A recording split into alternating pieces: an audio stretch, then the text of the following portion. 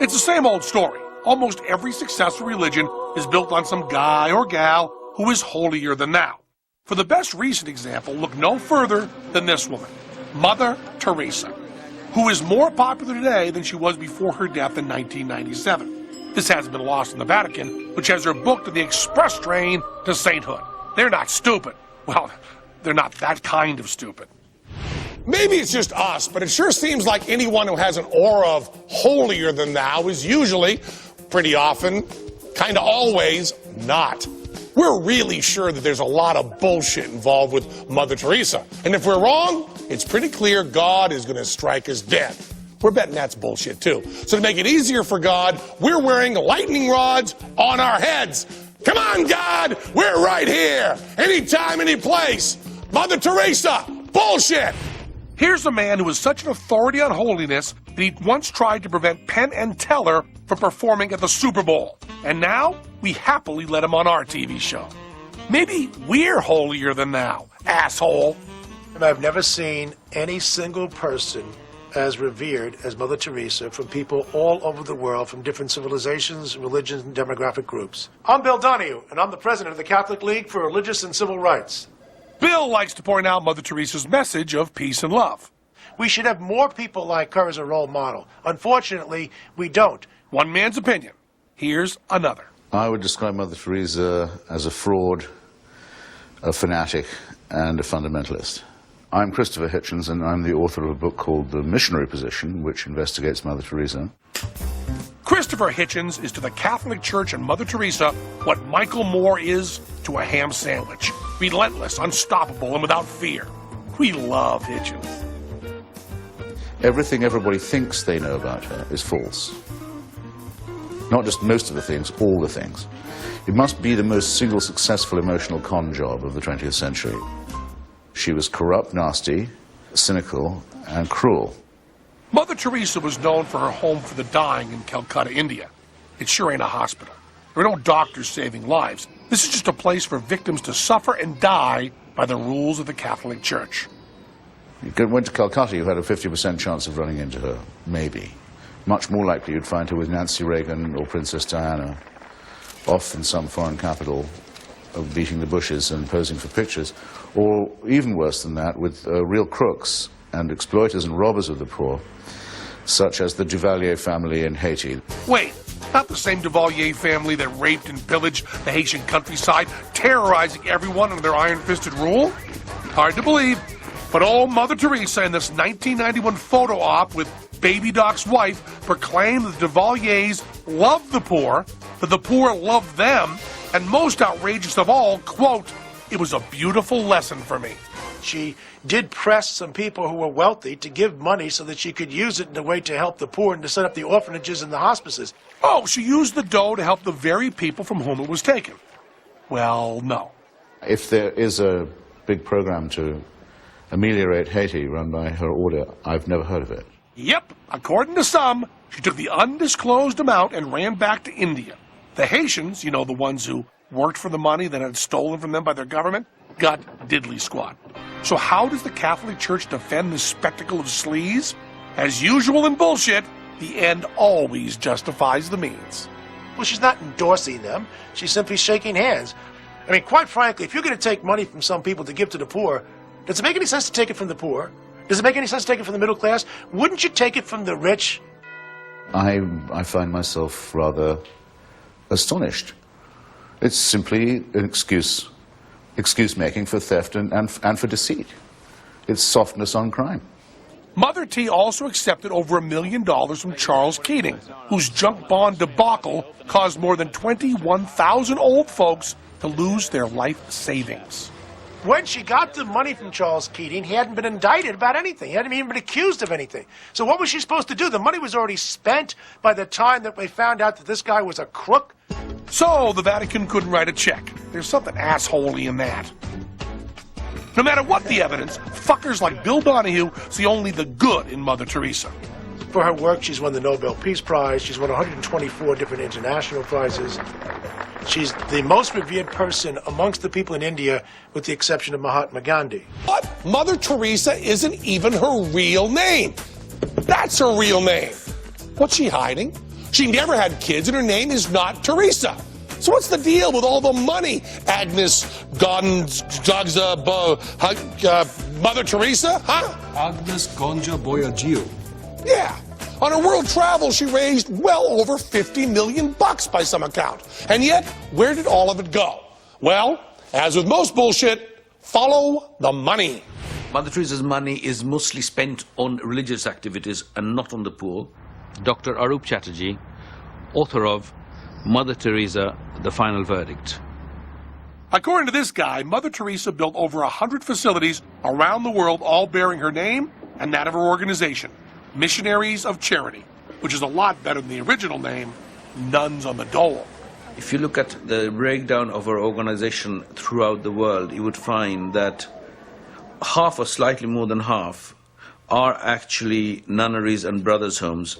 I don't think that's what people thought they were giving the money for, was the building of religious institutions to hire and train an order of completely obedient, uneducated nuns. I don't know what's creepier, that this was her real agenda, or that stooges like Catholic Boy here admit it.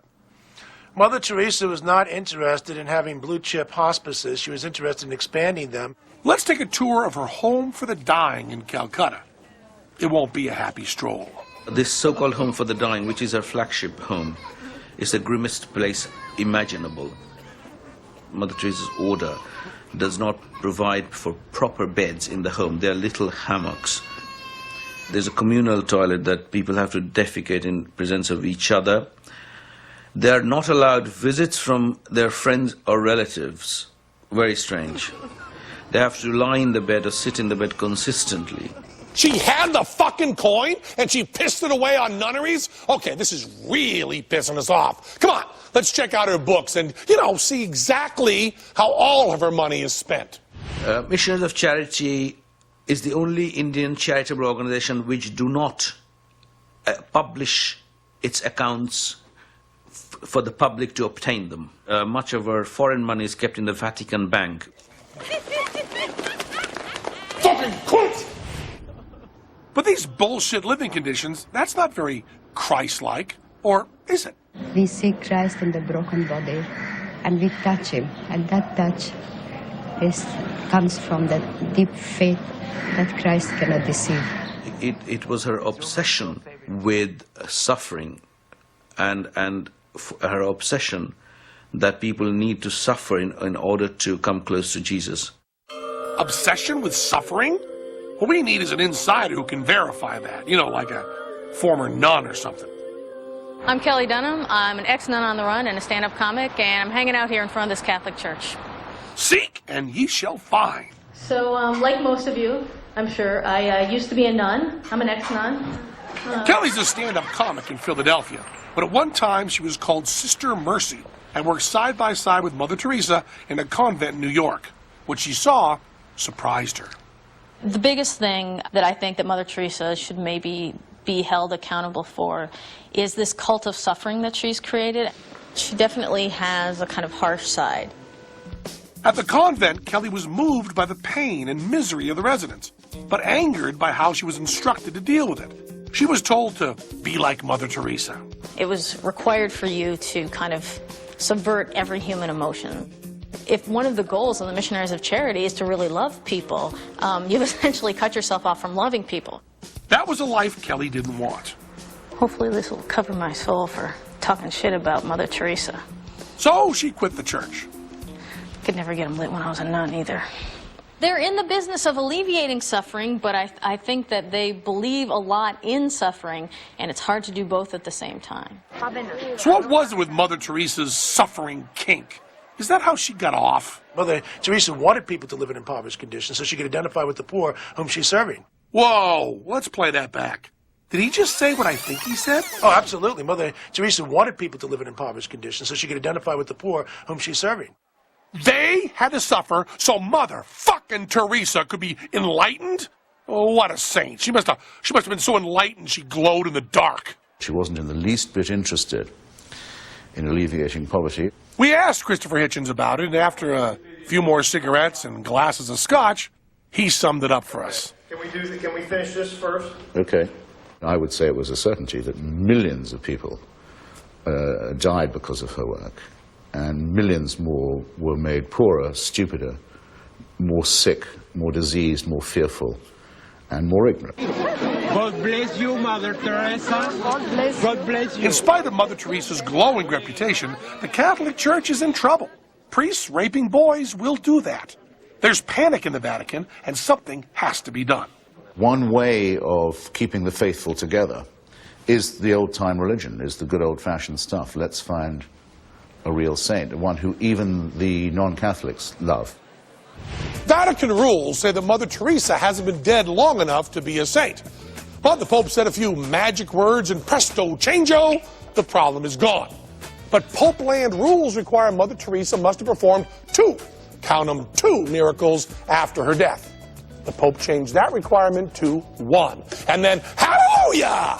In a village outside of Calcutta, the church found a woman willing to claim that a tchotchke with Mother Teresa's face on it had cured her stomach tumor. Now, the woman's own husband said, "This miracle is a hoax. My wife was cured by doctors." But who listens to him? No, miracles do not occur. Okay? Dead people do not cure living people of disease. It doesn't happen. It's a scandal. Okay? There's no tooth fairy either. I mean, there's no Santa Claus. I have to keep on breaking this stuff to people, and every time they say, "Well, are you sure?" And I say, yes, absolutely I am. Come on, God! What are you waiting for? Here we are. Come on, you pussy! It's right here. Anytime, right there. That's all you gotta hit. That's all you gotta hit. Before you start idolizing some sadist in white who loves suffering, a racist enema queen, or a platitude-spouting dictator who just wants his slaves back, or at best some American dude who came in second on a TV singing contest, remember this. There's no such thing as holier than thou. We're all just people sharing a short time together and making the best of this mysterious experience we call life. Take that adoration, give it to something beautiful that deserves it. Jazz, for example, and don't waste it on faith. Love and faith go together. They complete each other. Faith is the surrender of the mind, it's the surrender of reason, it's the surrender of the only thing that makes us different from other mammals. It's our need to believe and to surrender our skepticism and our reason, our yearning to discard that and put all our trust or faith in someone or something that is the sinister thing to me. Of all the virtues, of all the supposed virtues, faith must be the most overrated.